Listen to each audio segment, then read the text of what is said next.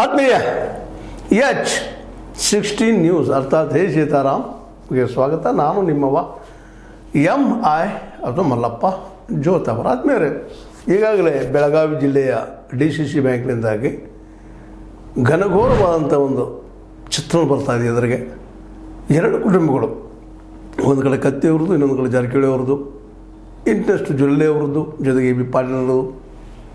ಈ ಕುಟುಂಬಗಳ ಮಧ್ಯದಲ್ಲೇ ಜಿಲ್ಲಾ ರಾಜಕೀಯ ಇವತ್ತು ಬಂದು ಸಿಕ್ಕಾಕೊಂಡು ಬಿಟ್ಬಿಟ್ಟದ.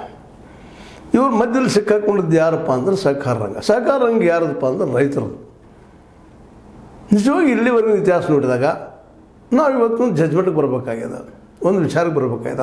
ಅದರ ಮತದಾರರು ಈ ಎರಡೂ ಕಡೆಯ ಬನಗಳಿಂದ ರೈತರಿಗೆ ಎಷ್ಟರ ಮಟ್ಟಿಗೆ ಅವರ ಆದಾಯ ಹೆಚ್ಚಾಗಿರ್ಬೋದು, ಅವ್ರ ಬದುಕು ಎಷ್ಟು ಸ್ವಚ್ಛಾಗಿರ್ಬೋದು ಅನ್ನೋದು ನಮ್ಗೆ ನಿಂತು ರೈತರು ವಿಚಾರ ಮಾಡಬೇಕಾಗಿದೆ. ಇವತ್ತು ಹಿರಾಶೋಗರ ಒಂದು ಕಾಲಕ್ಕೆ, ಅಪ್ಪನಗೌಡರ ಕಾಲಕ್ಕೆ ಅತ್ಯಂತ ಔನ್ನತ್ಯವನ್ನು ಪಡೆದಂಥದ್ದು. ಅಲ್ಲಿಯ ಕಾರ್ಮಿಕರ, ಅಲ್ಲಿಯ ರೈತರ ಹಚ್ಚುತ್ತಿರುವಂಥ ಕಬ್ಬು ಬೆಳೆಯುವ ರೈತರ ಬದುಕು ಎಷ್ಟು ಹಸನಾಗಿತ್ತು ಅನ್ನುವಂಥದ್ದನ್ನು. ಅದರ ನಂತರದಲ್ಲಿ ಏನೇನಾಯಿತು ಗತಿ, ಎರಡು ಕಡೆ ಪಾರ್ಟಿಯವರು ಹೇಳ್ತಾ ಇದ್ದಾರೆ. ಅಲ್ಲಿ ಕತ್ತಿಯವರು ಹಿಡ್ಕೊಂಡ್ರು. ಇಲ್ಲೇ ಗೋಕಾಕದಲ್ಲಿ ಕನ್ನಡಪ್ರಭ ಶುಗರ್ ಫ್ಯಾಕ್ಟ್ರಿ, ಅದು ಗೊತ್ತದ. ನಮ್ಮ ಹಿಂದಿನ ಆಡಳಿತಗಾರರು ಸಹಕಾರ ರಂಗದಲ್ಲಿ ಬೆಳೆದಂಥದ್ದು VS ಕೌಜರಿ ಇರ್ಬೋದು, ಅವ್ರ ಜೊತೆಗಾರ ಇರ್ಬೋದು, ಲಾಭ ಹಾನಿ ಮಧ್ಯೆ ಬರ್ತಾಯಿತ್ತು. ಇವತ್ತು ಅದ್ರ ಪರಿಸ್ಥಿತಿ ಏನಾಗಿದೆ? ನಿಜವಾಗಿಯೂ ಎರಡು ಫ್ಯಾಕ್ಟ್ರಿಗಳಿಂದ ರೈತರಿಗೆ ಎಷ್ಟ, ಅಲ್ಲೇ ಕಾರ್ಮಿಕರಿಗೆ ಎಷ್ಟ, ಮತ್ತೆ ಎಷ್ಟ, ಸ್ವತಃ ಇಬ್ಬರು ವಿಚಾರ ಮಾಡಬೇಕಾಗಿದೆ. ಇವತ್ತು ನಮ್ಮ ಬಾಲಚಂದ್ರ ಜಾರಕಿಹೊಳಿ ಅವರು, ಸತೀಶ್ ಜಾರಕಿಹೊಳಿ ಅವರು, ಅವತ್ತೇನಿತ್ತು ಘಟಪ್ರಭಾ ಶುಗರ್ ಫ್ಯಾಕ್ಟ್ರಿ, ಇವತ್ತು ಏನಾಗಿದೆ, ಇದಕ್ಕೆ ಕಾರಣ ಯಾರು? ಅವ್ರು ಸ್ವತಃ ವಿಮರ್ಶೆ ಮಾಡ್ಕೋಬೇಕಾಗಿದೆ. ನಾವೆಲ್ಲ ಆರೋಪ ಮಾಡ್ಬೋದು ಅವ್ರನ್ನ, ನೀವು ಮಾಡಿ ನಿಮ್ಮಿಂದ ಆಯಿತು, ಅವರಿಂದ ಆಯಿತು ಅಂತೇಳಿ ಆರೋಪ ಮಾಡೋದ್ರಿಂದ ಸಮಸ್ಯೆ ಸಾಲ್ವ್ ಆಗೋದಿಲ್ಲ. ಇವತ್ತು ಹಿರಾ ಶುಗರ್ ಬದಲಾಗಿ ಇವತ್ತು ಸತೀಶ್ ಅವರು ಮಾತಾಡ್ತಾ ಇದ್ದಾರೆ. ಸತೀಶ್ ಅವರು ಈ ಘಟಪ್ರಭಾ ಶುಗರ್ ಫ್ಯಾಕ್ಟ್ರಿ ನೋಡ್ತಾ ಬಂದಂಥವ್ರು. ನಾವು ಹೇಗೆ ಈ ಮಾತನ್ನು ಎತ್ತಾ ಇದ್ದೀವಿಪ್ಪ ಅಂದ್ರೆ ರೈತರ ಪರವಾಗಿ ಒಂದಿಷ್ಟು ಮಾತಾಡಬೇಕಾಗಿದೆ, ಯಾರಾದರೂ ಧ್ವನಿ ಎತ್ತಬೇಕಾಗಿದೆ. ಯಾಕಂತಂದ್ರೆ ರೈತರ ಬದುಕಿಗೆ ಎಷ್ಟು ಕಷ್ಟ ಆಗ್ಯದಪ್ಪ ಈ ಶುಗರ್ ಫ್ಯಾಕ್ಟ್ರಿಗಳಿಂದ ಅಂತಂದ್ರೆ, ಅವ್ರು ಇನ್ನೊಂದು ಬೆಳೆ ಬೆಳೀತಾ ಇಲ್ಲ, ಹೇಳಿದ್ರು ಕೇಳ್ತಾ ಇಲ್ಲ, ಒಮ್ಮೆ ದುಡ್ಡು ಬರ್ತದಪ್ಪ ಅನ್ನೋದು ಆಸೆನೋ ದುರಾಸೆ. ಹೀಗಾಗಿ ರೈತರು ತಾವು ಬೆಳೀತಿರುವಂಥ ಬೆಳೆಯಿಂದಾಗಿ, ಈ ಕಬ್ಬಿನಿಂದಾಗಿ ಎಷ್ಟು ಹಾನಿ ಅನುಭವಿಸ್ತಾ ಇದ್ದಾರೆ ಅನ್ನೋದನ್ನು ಆ ರೈತರಿಗೆ ಗೊತ್ತಿಲ್ಲ. 1 ಟನ್ ಕಬ್ಬಿಗೆ 1,000 ರೂಪಾಯಿ ಅವ್ರು ಲಾಸ್ ಮಾಡ್ಕೊಳ್ತಾ ಇರ್ತಾರೆ ಅನ್ನೋದು ನಾವು ನಿರಂತರವಾಗಿ ಹೇಳ್ತಾ ಬಂದಿದ್ದೀನಿ. ಅದನ್ನು ಇದು ಸತ್ಯನೂ ಸ್ವತಃ ರೈತರು ಹೋಗಿ ಕೇಳಿದಾಗ ಗೊತ್ತಾಗ್ತದೆ. ಆ ಕಡೆಗೆ ಅಟ್ಲೀಸ್ಟ್ ಅವ್ರು ಏನು ಫಿಕ್ಸ್ ಮಾಡಿರ್ತಾರೆ ಆ ದರ ಆದರೂ ಬಂದು ಮುಟ್ಟಿದ್ದಾರೆ ಅವ್ರಿಗೆ ಅನ್ನುವಂಥದ್ದು, ಅದು ಕಂತುಗಾಗಿ ಬರುವಂಥದ್ದು. ಎಷ್ಟು ಮಟ್ಟಿಗೆ ಅವ್ರು ಉದ್ಧಾರ ಆಗಿದ್ದಾರೆ ನೀವು ವಿಚಾರ ಮಾಡುವಂಥದ್ದು. ಏನೂ ಇರಲಿ, ಇವತ್ತು ನೀವು ಇದ್ದಂಥವ್ರು ಇಲ್ಲ ರೈತರ ಪರವಾಗಿ ಮಾಡ್ತಾ ಇದ್ದೀವಿ ಅಂತೇಳಿ ಮಾಡಿದ್ರಿ ಇಲ್ಲ ಅಂತಲ್ಲ, ವ್ಯವಸ್ಥೆನೇ ಆಗ್ಯದ. ಇವತ್ತು ನೋಡ್ರಿ, ಆ ಭಾಗದಾಗ ಕತ್ತಿಯವ್ರು ಮಾಡಿದ್ದನ್ನು ಇವತ್ತು ಇವರು ಆರೋಪ ಮಾಡ್ತಿರ್ಬೋದು, ಈ ಭಾಗದ ಜಾರಕಿಹೊಳಿ ಮಾಡೋದನ್ನು ಅವರು ಆರೋಪ ಮಾಡ್ತಾ ಇರ್ಬೋದು. ಆ ಆರೋಪ ಮಾಡೋರು ಎಲ್ಲೋ ಒಂದು ಕಡೆ ಸತ್ಯದ. ಆ ಸತ್ಯ ಏನಾಗ್ಬೋದು, ಎಂತಾಗ್ಬೋದು ಸಹಿತ ನಾವು ವಿಚಾರ ಮಾಡಬೇಕಾಗಿದೆ. ಇನ್ನು ವಾಸ್ತವಕ್ಕೆ ಬಂದಾಗ ಇವತ್ತು ಕತ್ತಿಯವರು ಹೌದು ಅಪ್ಪನಗೌಡರು ಬೆಳೆಸಿದಂಥ, ಹುಟ್ಟಾಕಿದಂಥ ಸಂಸ್ಥೆಯನ್ನು ಬೆಳೆಸ್ಕೊಂಡು ಬಂದರು. ನಂತರದಲ್ಲಿ ಯಾಕೆ ಸಾಲ ಆಯಿತು, ಅವ್ರು ಏನೋ ಕಾರಣ ಹೇಳ್ತಾರೆ. ಇಲ್ಲ ಅಂತಾರೆ ಓಪನ್ನಾಗಿ ಬಂದು ಹೇಳ್ಕೊಬೇಕಾದ್ರು ಏನಾಯಿತು, ಯಾಕೆ ಕಾರಣ ಆಯಿತು ಅಂತೇಳಿ. ಇಲ್ಲಿ ನಾನು ಸಮಯ ಬಂದಾಗ ಹೇಳ್ತೀನಿ ಅವ್ರು ಹೇಳ್ತಾ ಇರ್ತಾರೆ. ಅದೇ ಕಾಲಕ್ಕೆ ಬಾಲಚಂದ್ರ ಜಾರಕಿಹೊಳಿ ಅವರಂತ ಈ ಘಟಪ್ರಭಾ ಶುಗರ್ ಫ್ಯಾಕ್ಟ್ರಿ ಬಗ್ಗೆ ಮಾತಾಡಲಿಕ್ಕೆ ಹೋಗೋದಿಲ್ಲ. ಅವರು ಅದಕ್ಕೆ ಉತ್ತರ ಕೊಡಬೇಕಾಗಿದೆ ಇವತ್ತು. ಯಾಕೆಂತಂದ್ರೆ ರೈತರಿಗೆ ಗೊತ್ತಾಗಬೇಕಾಗಿದೆ ಎಲ್ಲಿ ಫೇಲ್ಯೂರ್ ಆಗಿದೆ ಅಂತೇಳಿ. ಇದನ್ನು ರೈತರು ಪ್ರಶ್ನೆ ಮಾಡ್ತಾ ಇದ್ದಾರೆ, ಆದರೆ ಶಕ್ತಿ ಸಾಲ್ತಾ ಇಲ್ಲ ಅವ್ರಿಗೆ ಅನ್ನುವಂಥ ಮಾತನ್ನು, ಅವ್ರ ಮಾತನ್ನು ಯಾರು ಕೇಳ್ತಾ ಇಲ್ಲ ಅನ್ನುವಂಥ ಮಾತನ್ನು ನಾವು ಗಮನಿಸಬೇಕಾಗಿದೆ. ಈ ಮಾತುಗಳನ್ನ ಯಾಕೆ ಚರ್ಚೆ ಮಾಡಲಿಕ್ಕೆ ಶುರು ಮಾಡಿದಪ್ಪ ಅಂದ್ರೆ, ನೀವು ಮಾಡ್ತಾಯಿದ್ರಿ, ಒಳ್ಳೆ ಕೆಲಸ ಮಾಡಿದ್ರಿ, ಹಿಂದಾಗಿ ತಪ್ಪುಗಳನ್ನು ಮರೆತು ಬಿಡೋಣ, ಇನ್ನು ಮುಂದೆ ಏನು ಮಾಡಬಲ್ರಿ ಅನ್ನೋ ಸಹಿತ ನೀವು ಇವತ್ತು ಹೇಳಬೇಕಾಗಿದ್ದಾರೆ. ಯಾಕಂದ್ರೆ ರೈತರಿಗೆ ಮುಖ್ಯವಾಗಿ ಬದುಕೋದು ಅವ್ನ ಬದುಕಾಗಬೇಕಾಗಿದೆ. ಅಡ್ಡಿಲ್ಲ, ಈ ಒಂದು ಹಾಲು ಉತ್ಪಾದನೆ ಸಂಘಟನೆಯಲ್ಲೇ ನೀವು ಒಳ್ಳೆ ಕೆಲಸ ಮಾಡ್ತಾಯಿದ್ದೀರಿ, ಏನೋ ಲಕ್ಷ್ಮಿ ಮಾಡ್ತೀನಿ, ಮತ್ತೇನೋ ಮಾಡ್ತೀನಿ, ಹಾಲು ಉತ್ಪಾದಕರಿಗೆ ಒಂದು ಭವಿಷ್ಯ ಕೊಡ್ತೀನಿ ಅನ್ನೋಂಥ ಮಾತಾಡ್ತಾ ಇದ್ದೀರಿ, 400 ಕೋಟಿ 500 ಕೋಟಿ ಬೆಳೆಸ್ತಾನೆ ಅನ್ನೋಂಥ ಮಾತಾಡ್ತಾಯಿದ್ರಿ. ಎಲ್ಲ ಸರಿ. ನಾವು ನಮ್ಮ ಬಾಲಚಂದ್ರ ಜಾರಕಿಹೊಳಿ ಅವರು ಅದೇ ಕಾಲ ಕತ್ತಿಯವರು ನಾವು ತಾವು ಬೆಳೆಸ್ತೀವಿ, ವಿದ್ಯುತ್ ಸಂಘವನ್ನು ನಾವು ಇಲ್ಲಿ ಬೆಳೆಸ್ಕೊಂಡ್ಬಂದು ವಿದ್ಯುತ್ ಸಂಘದ ಜೊತೆಗೆ ನಾವು ಅಲ್ಲಿಯೂ ಕೆಲಸ ಮಾಡ್ತೀವಿ ಅನ್ನೋಂಥ ಮಾತಾಡ್ತಾ ಇದ್ದಾರೆ. ಮಾತಾಡ್ರಿ, ಆದರೆ ಈ ಎರಡೂ ಮಾತುಗಳಿಂದ ವಾಸ್ತವಕ್ಕೆ ನಿಮ್ಮಿಂದ ಏನೇನು ಸಾಧ್ಯ ಇದೆ ಅನ್ನುವಂಥದ್ದು ಮಾತು ವಿಮರ್ಶೆ ಮಾಡಿ. ಮತ್ತು ಒಂದು ಸಂತೋಷ ವಿಷಯ ಏನಪ್ಪ ಅಂತಂದ್ರೆ, ಒಂದು ಕಡೆ ಅಲ್ಲಿ ಗುಂಡಾಗಿರಿ ಪ್ರವೃತ್ತಿಗಳು ಕಂಡಿರ್ಬೋದಿಲ್ಲ ಅಂತಲ್ಲ, ಆದರೆ ಮೊದಲಿನ ಒಂದು ವೃತ್ತಾವಳಿ ಅಂತೀವಿ ಅದು ಇಲ್ಲಿ ಇವತ್ತು ಕಡಿಮೆ ಆಗ್ಯದ. ಸಂತೋಷ ಪಡೋ ವಿಷಯ ಅದು. ನಿಜವಾಗಿ ಪ್ರಜಾಪ್ರಭುತ್ವ ಗೆಲುವನ್ನು ಹೇಳಬೇಕಾಗ್ಯದ. ಇವತ್ತು ಬಾಲಚಂದ್ರ ಅವರು ಮಾತಾಡುವಂಥ ಮಾತುಗಳಾಗಿರ್ಬೋದು, ಅವ್ರ ಧ್ವನಿ ಆಗಿರ್ಬೋದು, ಅವ್ರ ಏರಿಳಿತಗಳಾಗಿರ್ಬೋದು, ಆದಷ್ಟು ನಾವು ಸೌಮ್ಯದಿಂದ ಜಗಳದಿಂದ ಮುಗಿಸ್ಬೇಕು ಅನ್ನುವಂಥ ಮನೋಭಾವ ಆಗಿರ್ಬೋದು. ಮತ್ತಿಲ್ಲಪ್ಪ ನಮಗೇನು ಹುಕ್ಕೇರಿ ಬಂದ್ರೆ ಬರಲಿ, ಇಲ್ಲ ಬಿಡಲಿ, ನಾವು 12 ಗೆಲ್ತೀವಿ ಅನ್ನೋಂಥ ಮಾತುಗಳಾಗಿರ್ಬೋದು. ಇವೆಲ್ಲವೂ ಏನಪ್ಪ ಅಂತಂದ್ರೆ, ಹೌದಪ್ಪ ಇದು ಒಳ್ಳೆಯ ರಾಜಕಾರಣ, ಆದಷ್ಟು ಒಳ್ಳೆಯದನ್ನು ಮಾಡಬೇಕು ಅಂತ ಇದ್ರ ಜೊತೆಗೆ ಇನ್ನಷ್ಟು ಆರೋಪಗಳು ಕೇಳಿಬರ್ತವೆ. ಅದೇ ರೀತಿ ಕತ್ತಿಯವರು ಅದೇ ರೀತಿಯಾಗಿ ಮಾತಾಡ್ತಾ ಇದ್ದಾರೆ. ಅವರು ಇವತ್ತು ಟೀಕೆಗಳನ್ನ ಸ್ವೀಕಾರ ಮಾಡ್ತಾ ಇದ್ದಾರೆ.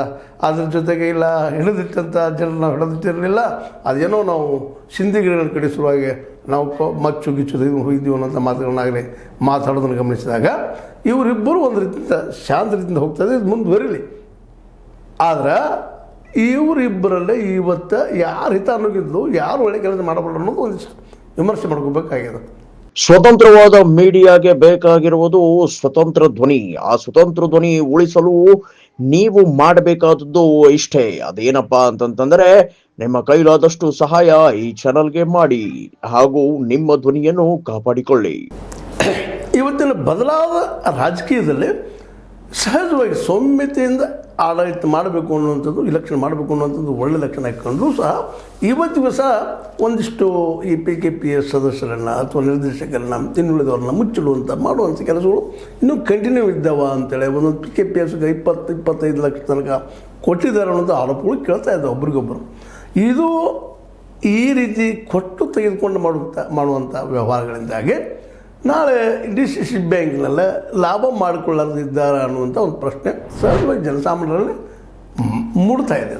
ಜನಸಾಮಾನ್ಯರಿಂದ ಮಾತಾಡ್ತಾ ಇದ್ದಾರೆ. ಸಮೀಪದಿಂದ ನೋಡಿದವರು ಎರಡೂ ಕಡೆ ಇದ್ದಂಥ ಜನ ಇದ್ದಾರಿಲ್ಲ.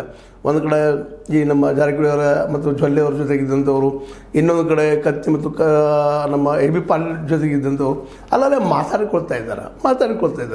ದುಡ್ಡನ್ನು ಹಾಕಿ ದುಡ್ಡು ತೆಗೆಯುವಂಥ ವ್ಯವಹಾರ ಮಾಡಿದಾಗ ಇಲ್ಲಿಯ ರೈತರಿಗೆ ಎಷ್ಟು ಮಟ್ಟಿಗೆ ಲಾಭ ಆದೀತು ಅನ್ನುವಂಥದ್ದು, ಈ ಫ್ಯಾಕ್ಟ್ರಿಗಳು ನಾಳೆ ಎಷ್ಟು ಉಳಿದಾವು ಅನ್ನುವಂಥ ಮಾತುಗಳು ಸಹಿತ ಕೇಳಿ ಬರ್ತಾ ಇದ್ದಾವೆ. ಆ ಎಲ್ಲ ನೆಲೆಗಟ್ಟಿನಲ್ಲೇ ಇವತ್ತೇನೋ ಚುನಾವಣೆ ಜೋರ್ದಾರ್ ನಡೀತಾ ಇದೆ.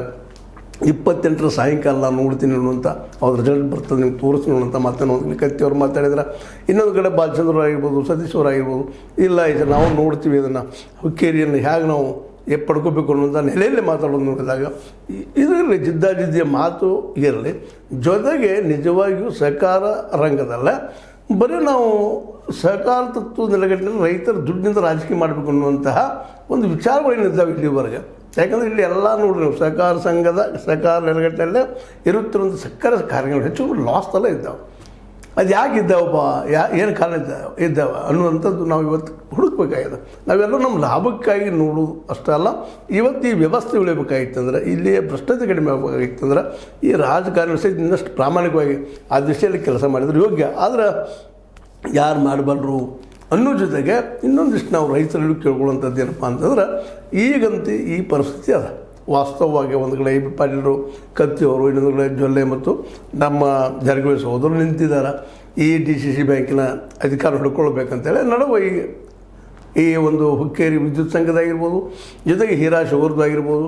ಆದರೂ ಇವತ್ತು ಹೀರಾ ಶುಗರ್ ಇನ್ನೂ ಜೀವಂತಿಕೆ ಪಡೆದ ಲಾಸ್ ಆದರೂ ಸಹಿತ ಇನ್ನೂ ಅಲ್ಲ, ಕಾರ್ಮಿಕರಿಗೂ ಒಂದು ಸ್ವಲ್ಪ ಏನೋ ಪೇಮೆಂಟ್ ಕಡಿಮೆ ಹಿಂದೆ ಮುಂದೆ ಆಗಿದ್ದರೂ ಸಹಿತ ಇನ್ನೂ ಪಡಿಬಹುದು, ಅದು ಸಹಕಾರದಲ್ಲಿ ಉಳಿಸಬೇಕು ಅನ್ನೋ ದಿಶೆಯಲ್ಲ ನಮ್ಮ ಜೊಲ್ಲೆಯವರು ದುಡ್ಡಿನ ತಂದು 300 ಕೋಟಿ ತಂದು ಹಾಕಿದ್ದು, ಅದಕ್ಕೆ ಹಾಕ್ಲಿಕ್ಕೆ ಇವಾಗ ಪ್ರಯತ್ನ ಮಾಡಿದ್ರು ಕತ್ತಿಯವರು. ಇವೆಲ್ಲ ನೋಡಿದಾಗ ಹೀರಾ ಅಡ್ಡಿಲ್ಲ, ಇನ್ನೂ ಮೇಲೆ ಹೇಳಬಹುದು ಅನ್ನುವಂಥ ಭರವಸೆ ಅದ. ಅಂದ್ರೆ ಇನ್ನೂ ಯಾವ ಮಟ್ಟಕ್ಕೆ ಪೂರ್ತಿಯಾಗಿ ಸ್ತಬ್ಭಾಗಿ ಹೋಗಬೇಕಾಗಿತ್ತೋ ಅದು ಇವತ್ತಿನ್ನೂ ಜೀವಂತಿಗೆ ಪಡೆಯುವ ಸಾಧ್ಯತೆಗಳಿದ್ದಾವೆ. ಈ ದಿಶೆಯಲ್ಲಿ ಪ್ರಾಮಾಣಿಕವಾಗಿ ಈ ಒಂದು ಕೆಲಸಗಳು ಆಗಿದ್ರೆ ಭಾಳ ಉತ್ತಮ. ಅದೇನೂ ಇರಲಿ, ಕತ್ತಿ ಮತ್ತು ನಮ್ಮ ಜಾರಕಿಹೊಳಿ ಸಹೋದರರ ಮೇಲೆ ಇವತ್ತು ಭಾಳ ರೆಸ್ಪಾನ್ಸಿಬಿಲಿಟಿ ಅದ ರೈತರ ಬಗ್ಗೆ. ಯಾಕಂದರೆ ಇವತ್ತು ಸಾಕಷ್ಟು ಬೆಳೆದು ನಿಂತಿದ್ದಾರೆ ಎರಡೂ ಕಡೆಯವರು. ಅವರು ಆರ್ಥಿಕವಾಗಿ ಭದ್ರಾಗಿದ್ದಾರೆ, ಅವ್ರ ಬದುಕುಗಳು ಭದ್ರಾಗಿದ್ದಾವೆ. ಅದೇ ಕಾಲಕ್ಕೆ ಸಾಕಷ್ಟಾಗಿ ಇವ್ರ ಬಗ್ಗೆ ಸಾಕಷ್ಟು ಆರೋಪಗಳು ಇದ್ದಾವೆ ಇಬ್ಬರ ಬಗ್ಗೆ. ಕೆಲವೊಂದಿಷ್ಟು ಮೀಡಿಯಾದಲ್ಲಿ ನಾವು ನೋಡ್ತಾ ಇರ್ತೀವಿ, ಆಸ್ತಿ ಯಾವ ರೀತಿ ಗಳಿಸಿದ್ರೆ ಏನು ಏನೋ ವೈಯಕ್ತಿಕ ಬದುಕಿಗಿಂತ ಏನು ಪ್ರಾಬ್ಲಮ್ ಇಲ್ಲ. ರೈತರಿಗೆ ಈ ಸಲವಾದರೂ ಈ ಒಂದು ಲಾಭದ ದಿಶೆಯಲ್ಲೇ ಹೀರಾ ಶುಗರ್ ಮಾಡಲಿ, ಅದೇ ಕಾಲಕ್ಕೆ ನಮ್ಮ ಗಣಪತಿ ಶುಗರ್ ಫ್ಯಾಕ್ಟ್ರಿಲ್ಲೂ ಆಗಲಿ ಅಂತ ರೈತರ ಜೊತೆಯಲ್ಲಿ ಕಾರ್ಮಿಕರು ಅಲ್ಲಿ ದುಡಿಯುವಂಥ ವರ್ಗ ನೆಮ್ಮದಿರುವಂಥ ಒಂದು ವ್ಯವಸ್ಥೆಯನ್ನು ಇವರು ತರುವಂಥವರಾದ್ರೆ ನಿಶ್ಚಿತವಾಗಿಯೂ ಇದು ಇಬ್ಬರಿಗೂ ಆಗುವಂಥ ಗೆಲುವು ಹೊಂದಿದ್ದು. ಇಲ್ಲಾಂದ್ರೆ ಇಬ್ಬರು ಸೋತಂಗನ. ಒಂದು ಕಡೆ ಹೀರಾ ನಿಧಾನಕ್ಕದು ದಿನದಿಂದ ದಿನಕ್ಕೆ ಸಾಲ ಸುಳಿಲಿ ಸಿಗ್ತಾ ಇದೆ. ಈಗಾಗಲೇ ಗೋಕಾಕ್ ಶುಗರ್ ಫ್ಯಾಕ್ಟ್ರಿ ಅಂತೆ, ಅದು ಇಟ್ ಮೀನ್ಸ್ ನಮ್ಮ ಗಣಪತಿ ಶುಗರ್ ಫ್ಯಾಕ್ಟ್ರಿ ಅಂತೆ, ಅದು ಇನ್ನೊಬ್ಬರ ಕೈಯಲ್ಲಿ ಯಾರ್ಯಾರು ನಡೆಸ್ತಾ ಇದ್ದಾರೆ ಅದನ್ನು. ಅದರಿಂದಾಗಿ ಅವ್ರು ಲಾಭಕ್ಕಾಗಿ ಅವ್ರು ನಡೆಸ್ತಾ ಇರ್ತಾರೆ. ಒಂದು ರೀತಿ ಓಪನ್ ಮಾರ್ಕೆಟ್ ಇದ್ದಂಗೆ ಆಗಿ ಹೋಗ್ಬಿಟ್ಟದು. ಅದು ಹೀಗಾಗಿ ರೈತರಿಗೆ ಸರಿಯಾದ ಮಾರ್ಕೆಟ್ ಸಿಗ್ತಾಯಿಲ್ಲ, ಸರಿಯಾದ ಬಿಲ್ ಸಿಗ್ತಾಯಿಲ್ಲ. ಎರಡೂ ಫ್ಯಾಕ್ಟ್ರಿಗಳಲ್ಲೇ ಮತ್ತು ಅದ್ರ ಜೊತೆ ನಿಪ್ಪಾಣಿ ಇದ್ರ ಬಗ್ಗೆ ಈಗ ಟೀಕೆಗಳು ಬರ್ತಾ ಇದ್ದಾವೆ, ಅದು 1,100 ಕೋಟಿ ರೂಪಾಯಿ ಸಾಲದಲ್ಲಿ ಒಂದು ಆರೋಪಗಳಿದ್ದಾವೆ. ಇವೆಲ್ಲನೂ ನೋಡಿದಾಗ ಮತ್ತು ಅದೇ ಕಾರಣ ಸೌಭಾಗ್ಯ ಫ್ಯಾಕ್ಟ್ರಿ ಬಗ್ಗೆ ಆಗಿರ್ಬೋದು, ಇವೆಲ್ಲನೂ ನೀವು ನಡೆಸ್ತಾ ಇದ್ದೀರಿ.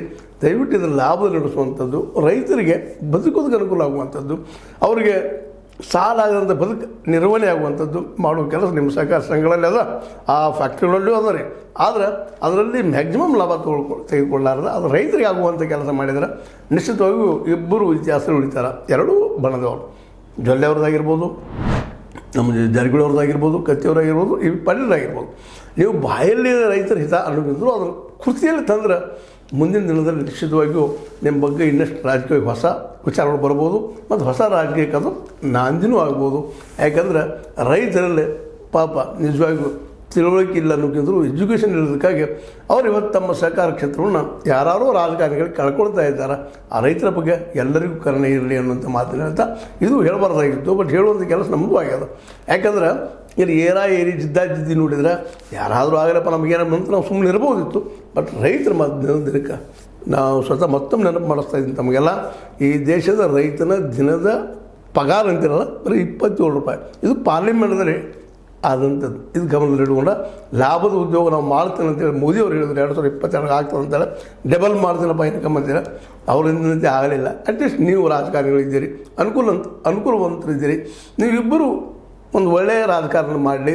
ಜೊತೆಗೆ